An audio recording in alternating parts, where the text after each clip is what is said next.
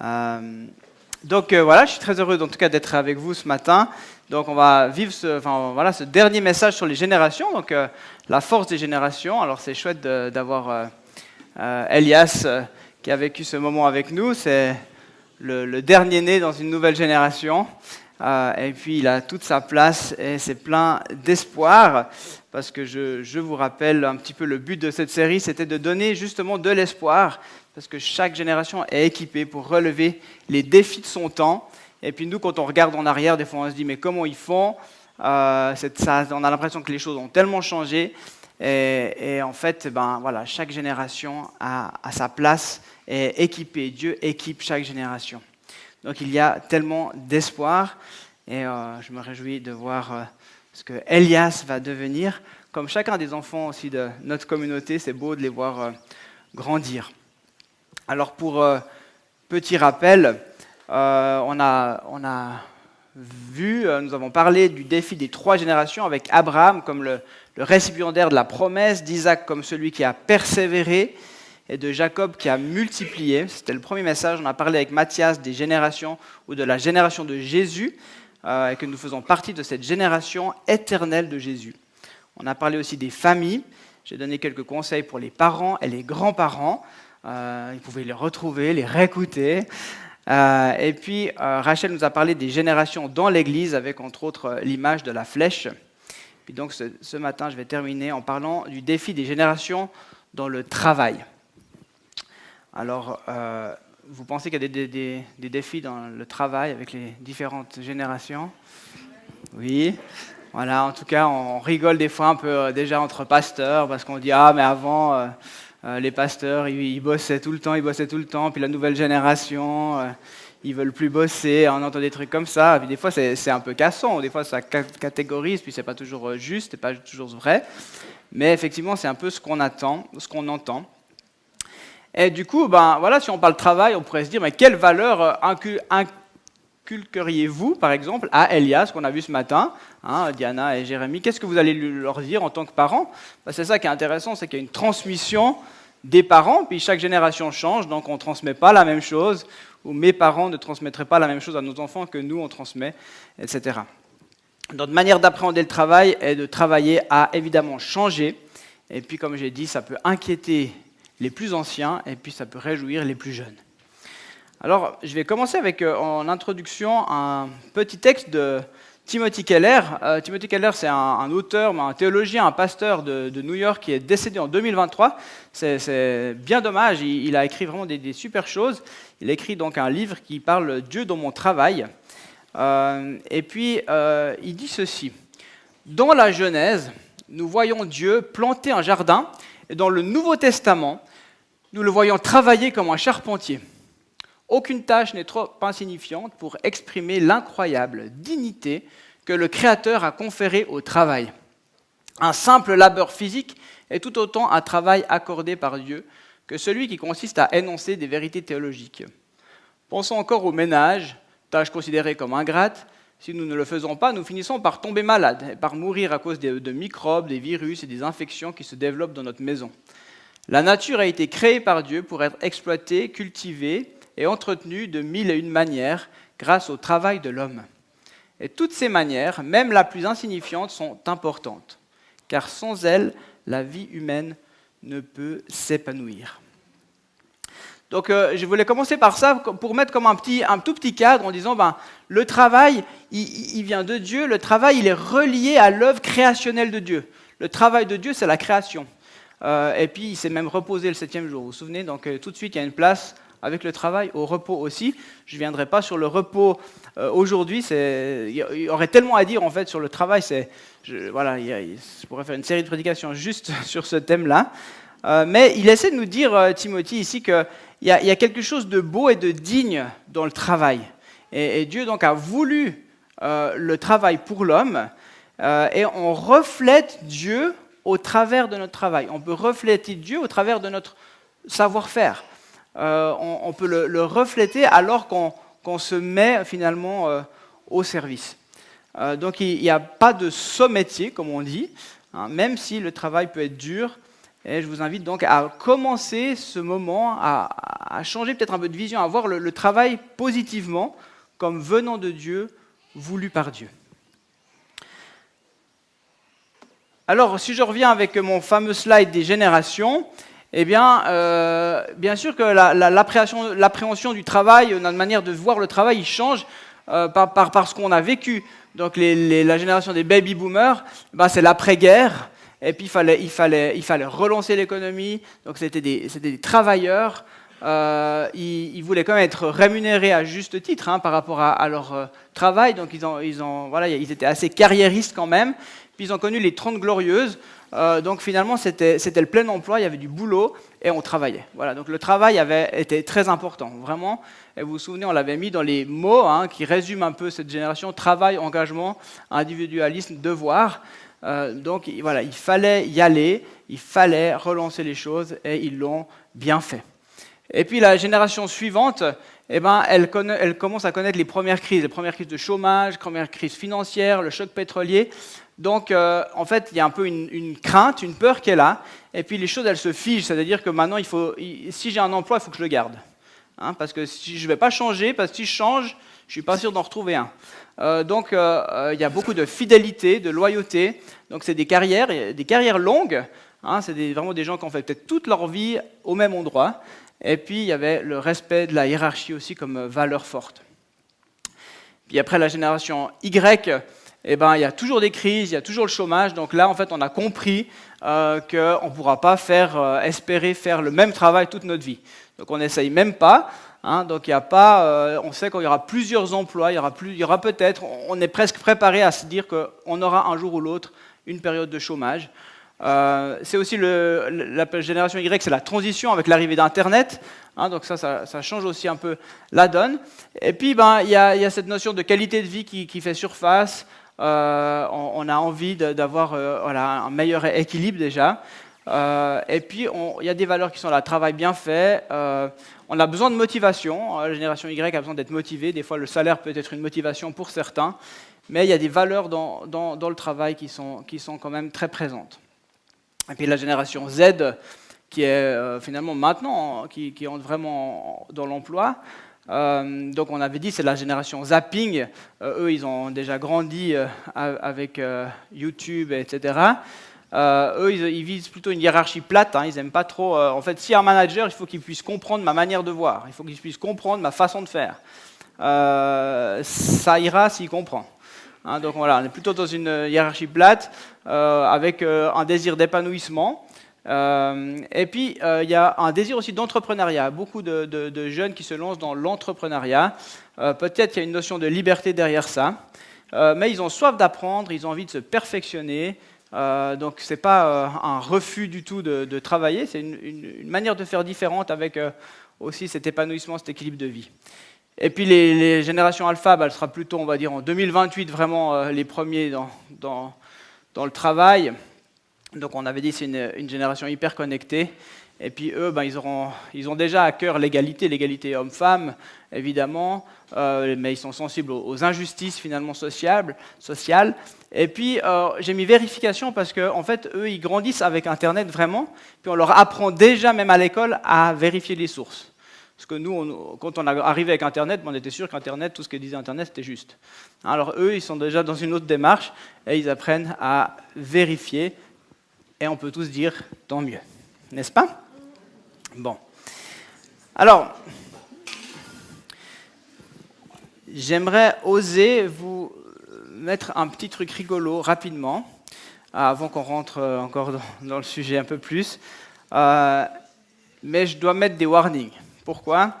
Parce que je connais ceux qui sont un peu différents de moi. Le titre s'appelle « Le diable s'habille en Prada ». Donc le diable s'habille en Prada, il n'y a rien de diabolique, il n'y a rien de malsain, mais le titre, il y a diable dans le titre, d'accord ? Donc j'ose, voilà. C'est une comédie, vraiment très drôle, donc je peux même la recommander, elle est drôle. Et donc il n'y a vraiment rien, mais simplement la personne dans l'histoire, c'est une femme qui dirige une maison d'édition d'un journal de mode, et puis elle est un peu tyrannique, cette femme. Donc c'est pour ça le diable, puis Prada pour la mode, l'habillement. Et puis il y a le 2 qui va sortir, ou qui vient de sortir, et puis il y a une parodie qui a été faite, et je me dois absolument de vous la montrer. Désolé pour ceux qui l'ont déjà vue. On va voir si j'arrive à vous le faire. Alors c'est un petit écran, c'était prévu pour les réseaux sociaux. On va voir si ça fonctionne tout de suite bien. Ce serait merveilleux. Là. Alors le son, on est prêt? C'est bon? Super. Myriam Berchi était la reine de la mode. Il faudrait une petite signature pour la collection prochaine. Si je voulais voir des horreurs pareilles, j'irais regarder le look des gens dans le train. Et hydratez-vous, vous aurez l'air fané. Oui, tout le monde était à ses pieds. Jusqu'au jour où elle rencontra la Gen Z. Café! Qu'est-ce que c'est que ça? Pas de café. Ouais, l'ancien shop, il était genre vraiment pas éthique. En plus, c'était hyper long. Ouais, grave. L'histoire de 2 univers Oula, mais c'est énorme ça. C'est au moins du 34. Ça se dit plus, ça? Pourquoi? C'est grossophobe, peut-être, non? que tout sépare. Prenez des notes. Pourquoi? Parce que je suis meuf? Bon, vous prenez des notes. Flemme, je crois pas, non. Pourquoi? Bah, charge mentale. Wake up. Mais qui devront dorénavant cohabiter. On a encore du travail ce soir. Annulez mon rendez-vous de 19h. Je finis à 16h30, il est déjà 16h32, donc... Cet été, Non mais je rêve. Non mais comment est-ce qu'on peut manquer autant d'ambition? Bah, on appelle ça une work-life balance. préparez-vous Une work-life balance.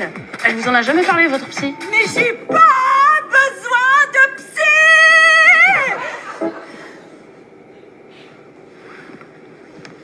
au choc des générations. Quoi, c'est vrai, j'ai pas besoin de psy. Allez, on y va. Le diable devrait s'habiller en seconde main. Coucou. Tu vas voir le 2 au cinéma? Non, je boycotte le cinéma mainstream. Puis 20 balles la place. Avec mon salaire, c'est impossible. Mais meuf, vends tes pieds? Voilà.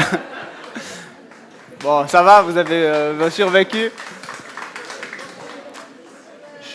Je pouvais pas ne pas vous le montrer parce que ça résume assez bien la situation entre ce choc des générations. Donc un peu d'humour fait du bien aussi. Mais c'est vachement bien vu en fait parce qu'il y a un peu tout qui est. Il y a le rapport hiérarchique qui est complètement chamboulé. Il y a l'écologie qui préoccupe la Gen Z plus que les autres générations.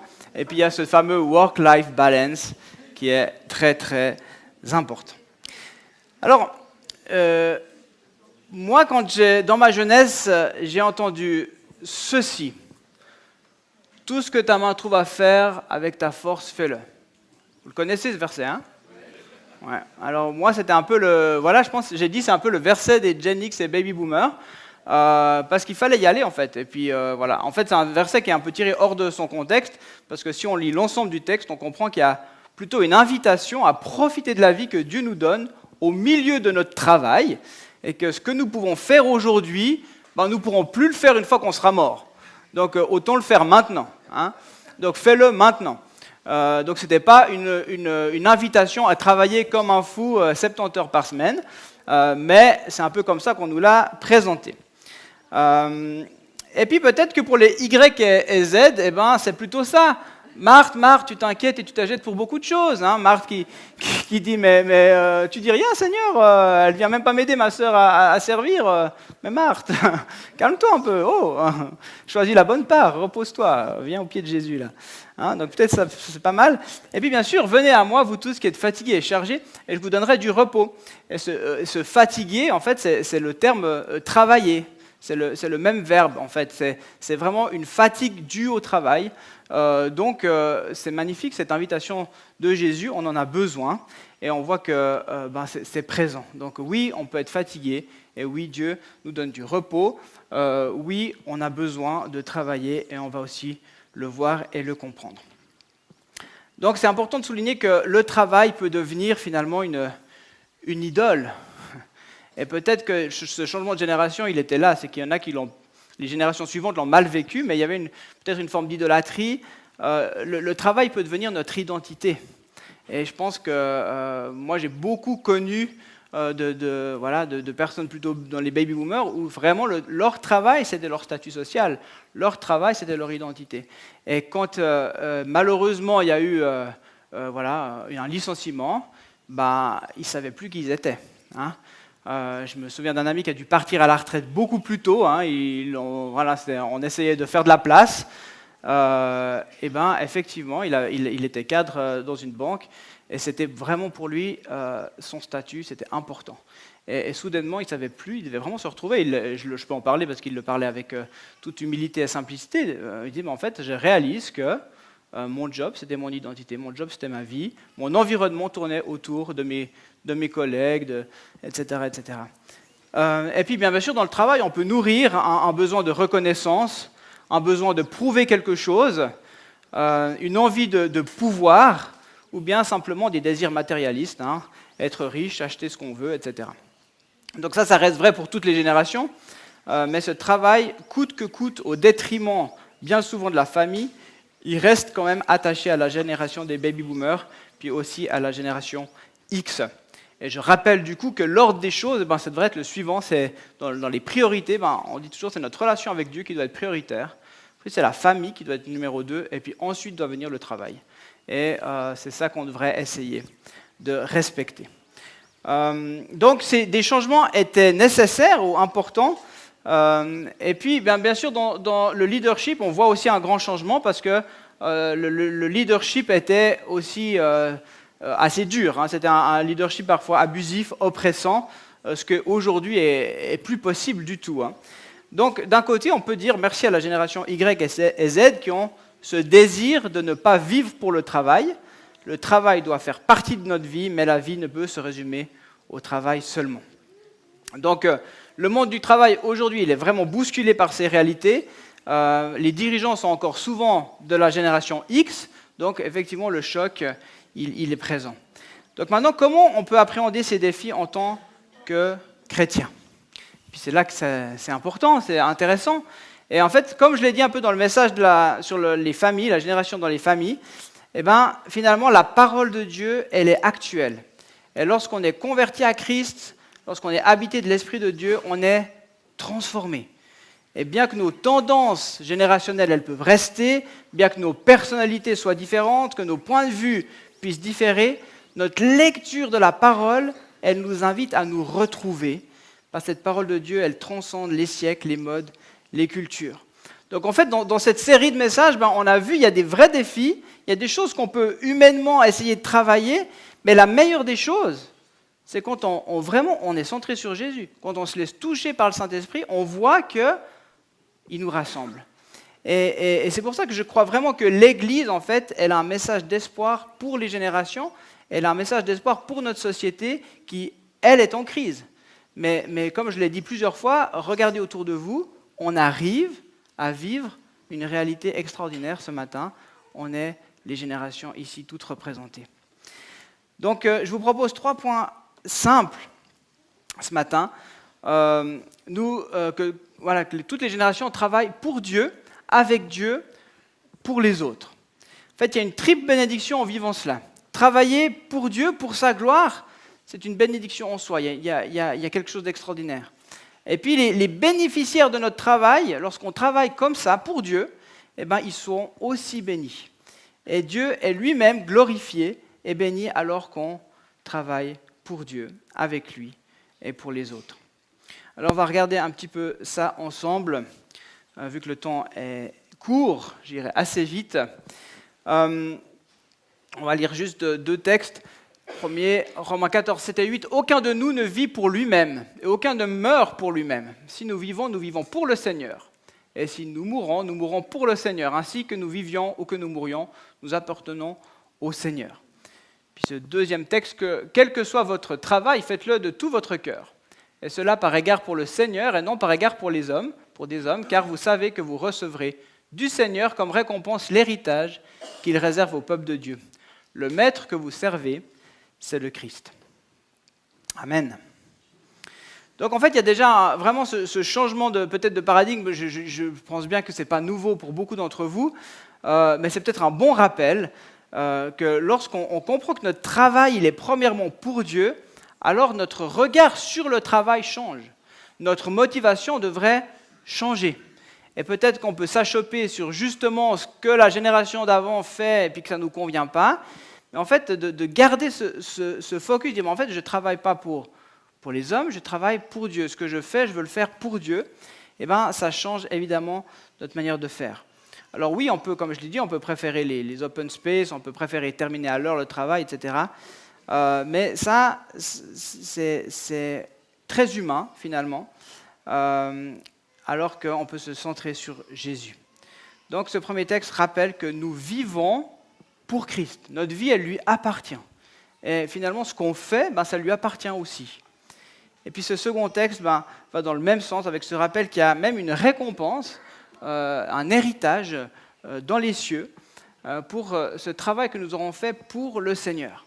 Donc finalement, au travers de mon travail, j'honore le Seigneur. Un travail bien fait, un travail qui fait plaisir à Dieu. Même si c'est un travail ingrat, même si c'est nettoyer des toilettes, je peux le faire en me disant je le fais bien parce que c'est pour toi que je le fais. Ça, c'est le premier principe. Et puis, Timothy Keller dit encore ceci, si nous commençons à travailler comme si nous servions le Seigneur, nous serons délivrés tant du surmenage que d'un travail minimaliste et mal accompli. Nous considérerons notre travail avant tout comme un moyen de plaire à Dieu en accomplissant son œuvre dans le monde pour la gloire de son nom. Voilà. Alors, je pense qu'on a encore un peu de travail avec le surmenage, je n'ai pas encore tout vu, la réalité, mais c'est intéressant. C'est intéressant de se dire, en fait, si vraiment je fais un travail pour qu'il plaise à Dieu, en fait, je fais aussi attention à cet équilibre entre le surmenage et puis quelque chose de minimaliste. Il y a aussi un équilibre qui doit se créer là. Donc, un travail pour Dieu. Maintenant, un travail avec Dieu. Donc, vivre son travail avec Dieu, c'est finalement accepter que j'ai besoin de sa force, de sa sagesse, sa stratégie, puis finalement sa nature, vraiment qui vienne nous transformer. Donc, ce verset d'Éphésiens 1 nous dit « Je prie que le Dieu de notre Seigneur Jésus-Christ, le Père de gloire, vous donne un esprit de sagesse et de révélation qui vous le fasse connaître. Je prie qu'il illumine les yeux de votre cœur pour que vous sachiez quelle est l'espérance qui s'attache à son appel, quelle est la richesse de son glorieux héritage au milieu des saints, et quelle est l'infinie grandeur de sa puissance qui se manifeste avec efficacité par le pouvoir de sa force envers nous qui croyons. » En fait, je me souviens, Johannes l'avait dit quand il a prêché, vous vous souvenez dans l'Ancien Testament, lorsqu'il y avait les orfèvres, les gens qui travaillaient dans le temple, en fait, ils étaient oints, ils étaient remplis du Saint-Esprit pour faire ce travail, ils étaient remplis de sagesse. C'était pour un travail manuel, ils étaient remplis de sagesse. Et cette sagesse, on en a besoin. Et je vous pose peut-être la question, quand c'est que la dernière fois que tu as vraiment prié pour ton travail ? Quand c'est la dernière fois que tu as prié pour que, pas que le Seigneur change les circonstances, pas que le Seigneur change le collègue, mais pour que le Seigneur te change toi, pour que le Seigneur te donne sa sagesse, pour que le Seigneur t'équipe, pour que le Seigneur te oigne, pour faire ce travail de la bonne manière, de la meilleure des manières. Quand c'est que tu as prié ?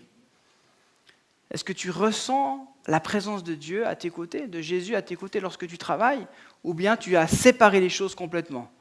Tu fais ton travail, puis ça c'est le travail, c'est le dur labeur, et puis voilà, il faut bien travailler, il faut bien gagner sa croûte.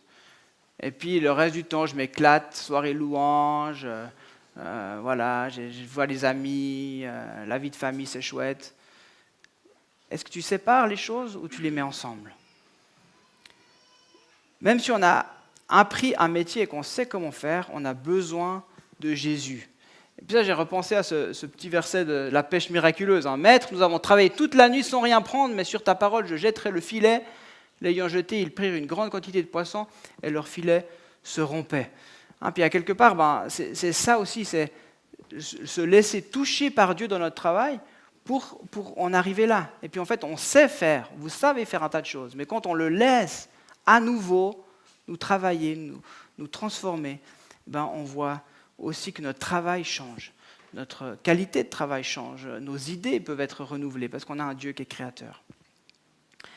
Donc c'est aussi l'accueillir dans notre cœur comme une puissance transformatrice qui va permettre de vivre mon travail autrement, avec force et sagesse. Travailler autrement que nos prédécesseurs, c'est OK, mais pour moi, pour autant que ça nous rapproche de Christ. Et puis si on fait un tas de changements finalement, parce qu'on dit on a une autre génération, on peut en faire différemment, mais que ça ne nous ramène pas à Christ, je ne vois pas l'intérêt. Donc finalement, ces changements, ils doivent nous approcher de Jésus. Encore un texte qui résume bien l'attitude que nous devons avoir alors que nous sommes transformés par la présence de Christ en nous. Éphésiens 6, 5 à 9. Ça va, vous êtes toujours là ? Esclaves, obéissez à vos maîtres terrestres avec crainte et profond respect, avec sincérité de cœur, comme à Christ. Ne le faites pas seulement sous leurs yeux, comme le feraient des êtres désireux de plaire aux hommes, mais obéissez comme des serviteurs de Christ qui font de tout leur cœur la volonté de Dieu. Servez-les avec bonne volonté, comme si vous serviez le Seigneur et non des hommes, sachant que chacun, esclave ou homme libre, recevra du Seigneur le bien qu'il aura lui-même fait.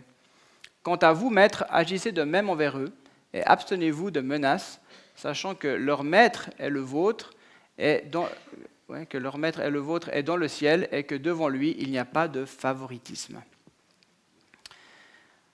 Intéressant. Donc on pourrait presque remplacer esclave par employé et maître par employeur. Alors bien sûr, lorsqu'on lit esclave, vous pensez peut-être aux esclaves venus d'Afrique, le commerce d'esclaves. Alors dans l'Antiquité, c'était un peu différent. Il y avait bien sûr un esclave très difficile, très, très brutal. C'est vrai, ce serait faux de ne pas le dire. Mais il y avait aussi une réalité où l'esclavage avait... un esclave pouvait avoir une vie normale, entre guillemets. Il était comme attaché à un maître. On ne pouvait pas l'enlever. Il ne pouvait pas aller ailleurs, il était obligé de rester là, généralement pour une durée de 10 ans, ce n'était pas à vie. Et puis, il recevait un salaire pour son travail. Et un spécialiste, Andrew Lincoln, qui a fait une étude sur le sujet, a dit que dans l'Antiquité, personne ne pouvait envisager une structure économique ou professionnelle qui puisse fonctionner sans l'esclavage. Donc ça faisait vraiment partie du tissu, quoi. On ne pouvait pas imaginer autrement. Donc Paul, il n'est pas en train de faire une éloge à l'esclavage en parlant de cela, mais finalement, ces esclaves qui se sont convertis, et comme ces maîtres, il leur donne des consignes qui sont encore valables aussi pour nous, finalement. Il encourage, ils sont appelés à s'investir pleinement au travail, à bien accomplir leurs tâches, même quand on ne les regarde pas. Des fois, vous savez, on travaille quand on nous regarde, puis c'est les enfants qui font ça quand la prof, elle regarde, ils travaillent, après, regarde. Voilà. À travailler dans la joie, la bonne humeur, une bonne volonté. Et puis cette sincérité de cœur, avec sincérité de cœur, c'est important, ou simplicité de cœur, selon les traductions, qui comprend l'intégrité, la droiture, la franchise. Donc sincérité de cœur, c'est ça le terme, c'est l'intégrité, la droiture, la franchise. Donc là, en fait, on a un peu un cocktail de bonnes pratiques. Et puis les employeurs sont donc aussi appelés à traiter leurs serviteurs avec respect. Donc c'était complètement fou dans le contexte de l'époque de pouvoir lire ça. C'était vraiment choquant finalement ce que Paul osait dire. Donc il les met en position même d'esclaves et il leur dit mais finalement ils sont eux-mêmes esclaves de Christ. Et finalement devant Jésus, il n'y a pas de hiérarchie. On sera tous égaux, il n'y aura pas de favoritisme. Donc ils doivent aussi traiter leurs serviteurs correctement. Alors voilà, ça ferait toutes les générations de travailleurs chrétiens devraient, c'est pas il faut, mais finalement quand on se laisse toucher par Dieu dans ces réalités de notre travail, on devrait être juste, être honnête, être bienveillant, loyaux, avoir de la compassion, on devrait rechercher la réconciliation, le pardon, être généreux, c'est une réalité aussi du royaume de Dieu, être calme et en paix, s'investir pleinement avec joie. Et je pense que ça, donc je le dis vraiment, c'est égal les générations en fait. Là-dessus, on devrait tous pouvoir être d'accord. On devrait tous pouvoir se laisser toucher et entrer dans ces réalités. Puis le dernier point, eh ben, c'est le pour les autres. Et là, je cite aussi un écrivain, William Gill, qui a dit ceci: si les chrétiens qui travaillent dans le domaine séculier ne peuvent pas trouver de sens spirituel à leur activité professionnelle, ils sont condamnés à vivre une sorte de double vie. Ils ne font pas le lien entre ce qu'ils vivent le dimanche matin et ce qu'ils font le reste de la semaine. Mais ils doivent comprendre que leurs activités quotidiennes, même, sont spirituelles et permettent aux gens de toucher Dieu dans le monde et non en dehors du monde. Une telle spiritualité dira: ton travail est ta prière. J'ai trouvé ça assez extraordinaire en lisant ça. Ton travail est ta prière. Alors n'arrêtez pas de prier, hein. mais c'est assez fort. Et de vous dire, en fait, voilà, je crois qu'on n'en est plus là, mais c'est vrai que des fois on disait, bon, voilà, le ministère, hein, les ministères, et puis ça c'est vraiment ceux qui servent Dieu, puis les autres, ils ne servent pas Dieu. Hein. Je crois que ça, on a passé le cap depuis longtemps. Mais quand même, c'est important de réaliser en fait cet impact que votre travail que vous faites pour Dieu, il a un impact pour les autres, et que donc, j'aime beaucoup, c'est comme c'est dit là, les gens peuvent toucher Dieu dans le monde au travers de vous, dans votre travail. Donc ton travail est ta prière. Donc on fait un travail pour Dieu, et on se donne de la peine, on veut l'honorer avec nos dons, les dons qu'il nous a donnés, et puis notre travail se couple avec notre foi, et devient donc un lieu de service, un lieu de mission. Et je ne crois pas qu'il y a d'obstacle à ça, je crois pas. Et puis quand je dis un lieu de mission, ça ne veut pas dire qu'il faut prêcher Jésus à tout va. Hein. Encore une fois, c'est par votre cœur, c'est par votre exemple, c'est par qui vous êtes, transformé par Christ. Si vous témoignez, tant mieux. S'il y a des gens qui parlent, voilà, peut-être vous allez dire, moi ils ne savent pas que je suis chrétien, mais peut-être qu'ils le voient d'une autre manière. Je pense qu'il faut avoir un juste équilibre. Je ne sais pas si je vous avais déjà raconté ça. Une fois, j'avais une paroissienne qui vient me voir. Elle avait perdu son travail parce qu'elle travaillait à la chaîne. Et puis, elle vivait sa relation avec Dieu tellement intensément que plutôt que de faire son travail, elle levait les mains pour louer Dieu. Hein, alors voilà, donc forcément qu'elle perdait pas mal de temps, il fallait qu'elle fasse son truc, puis d'un coup, oui mais tu vois, le Saint-Esprit me touche, puis d'un coup moi je suis là comme ça, puis je ferme les yeux, puis je loue Dieu. Alors voilà, j'ai dû essayer de lui faire comprendre, mais ton cœur il est magnifique pour Jésus, mais ton travail il faut quand même le faire.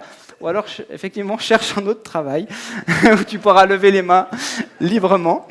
Bon, il faut un équilibre, évidemment.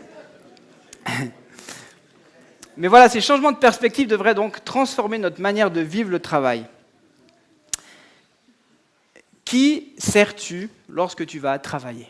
Qui sers-tu lorsque tu vas bosser? Et une petite illustration toute simple, certains savent qu'on a déménagé, puis on a eu un employé sanitaire qui a dû venir, et puis lui il faisait son job. Je voyais bien qu'il faisait son job, et puis que c'était surtout le salaire qui allait compter pour lui. Et puis en fait, quand on est arrivé, on avait un robinet d'eau froide dans la grange, puis rien d'autre pendant 3 jours. Donc quand il a rebranché et puis qu'on a eu de l'eau chaude, les enfants en fait ils l'ont vu, puis ils ont dit merci, comme ça, puis ils étaient tout contents quoi. Je crois que c'est la première fois que en fait il a réalisé d'un coup que ce qu'il faisait comme boulot pouvait réjouir le cœur de ses clients. Et avant ça, c'était des tuyaux, puis c'est tout, quoi. Puis je lui ai dit, ouais, je pense bien que c'est la première fois qu'on vous applaudit, mais effectivement, l'eau, c'est précieux, donc merci pour ce que vous faites. Et voilà, je ne pense pas que ça aura changé fondamentalement son idée, mais je me dis, à quelque part, c'est ça. Derrière votre travail, il y a des gens qui en bénéficient.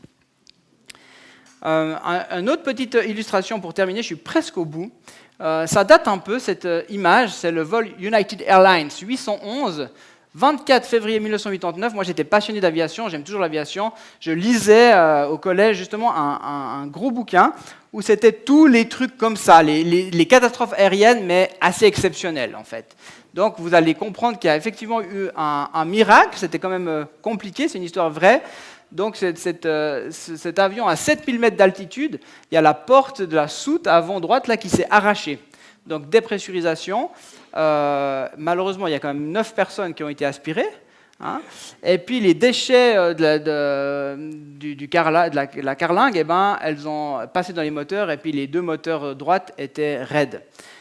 Donc cet avion, c'était vraiment compliqué de diriger un Boeing 747 avec 2 autres moteurs. Et puis, il fallait il fallait redescendre comme assez rapidement, il fallait gérer la vitesse, parce que si tu allais trop vite, il y a trop d'air qui s'infiltrait dans la carlingue. Enfin, il ne fallait pas que le reste se déchire, quoi, en fait. Donc c'était c'était un super commandant de bord, 38 ans d'expérience, qui a fait la manœuvre. Il a réussi donc à atterrir sans autre perte. Et puis les experts aériens ont dit que c'était vraiment un miracle. Donc ils l'ont vraiment dit, c'est un miracle. Et puis le commandant, il a été interviewé quelques jours plus tard. Puis on lui a demandé mais quelles avaient été ses premières pensées au moment où il a entendu l'explosion. Et puis il a répondu, l'espace d'un instant, j'ai prié pour mes passagers, puis je me suis remis au travail. L'espace d'un instant, j'ai prié pour mes passagers, puis je me suis remis au travail. Et en fait, c'est assez excellent cette illustration parce que on voit que ce qui a sauvé les passagers, c'était quand même c'était ses compétences en fait, d'avoir servi ces gens avec toutes ces compétences qu'il a mis au service pour y arriver. Et c'était tout aussi important que la prière, mais enfin dans ce moment-là, il fallait atterrir, quoi. C'était ça qui était important. Donc en fait, il a manifesté, on pourrait le dire comme ça, lorsqu'on sert les autres avec compétence, comme ce pilote, on manifeste aussi l'amour de Christ. Quand on est compétent et qu'on utilise nos compétences, on peut aussi manifester l'amour de Christ. Donc entre un job bien payé et un job qui sert les autres, moi je choisis un job qui sert les autres. Et puis l'idée, c'est d'accomplir notre travail avec excellence afin de manifester son amour. Voilà, je termine. J'avais prévu que ce soit assez court vu qu'on avait pas mal de choses avant. J'aimerais terminer avec cette conclusion. Donc, bien sûr, nous sommes invités, toute génération confondue, à changer notre rapport au travail, à changer en le faisant pour Dieu, avec Dieu, pour les autres. Donc ça, c'est vraiment ce que je vous invite ce matin. On peut l'honorer en mettant nos dons à son service, au service de l'autre, de l'humanité finalement, de sa création, des gens qui nous entourent. Et puis, la différence entre un désert et un champ cultivé tient en un seul mot, travail. En fait, on ne pourra pas faire son travail. Il n'y a aucune génération qui pourra dire « nous, on arrête de travailler ». Si on ne travaille pas, l'humanité, elle meurt. Il y a besoin de travail. Et ces versets de conclusion sont ceux de Paul, qui dit « Nous n'avons mangé gratuitement le pain de personne, au contraire, nuit et jour, dans la fatigue et dans la peine. Nous avons travaillé pour n'être à la charge d'aucun de vous, non que nous n'en ayons pas le droit, mais nous avons voulu vous donner en nous-mêmes un modèle à imiter. En effet, lorsque nous étions chez vous, nous vous recommandions ceci, si quelqu'un ne veut pas travailler, qu'il ne mange pas non plus. » C'est violent, hein ? Mais finalement, ça montre cette réalité-là que le travail fait partie de notre vie, le travail est nécessaire. Et j'aimerais vous inviter encore, en terminant, donc à vous laisser éclairer par la parole pour que nous puissions être unis dans ces défis générationnels. En fait, si on cherche à ressembler à Jésus, on arrive à vivre les générations ensemble. Donc travaillons pour Dieu, pour les autres, avec compétence afin de manifester son amour au monde. Et je vous invite simplement à la prière.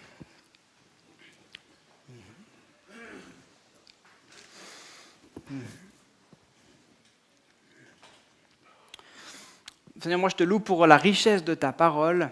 On pourrait parler du travail encore des heures, mais merci pour ce que tu as fait.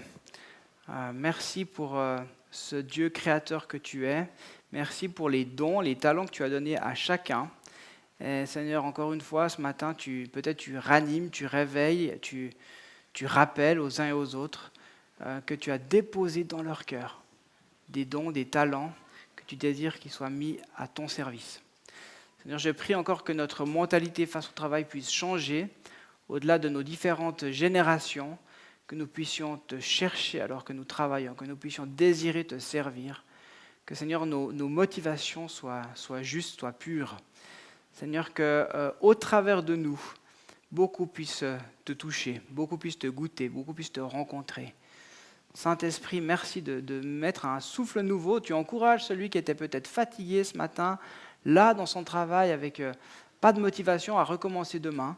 Seigneur, je prie que tu souffles quelque chose de nouveau que tu puisses lui redonner un sens à son travail, parce que c'est toi qui l'as voulu.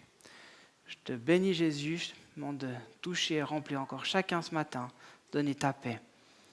En ton nom, Amen. Amen, merci pour votre écoute.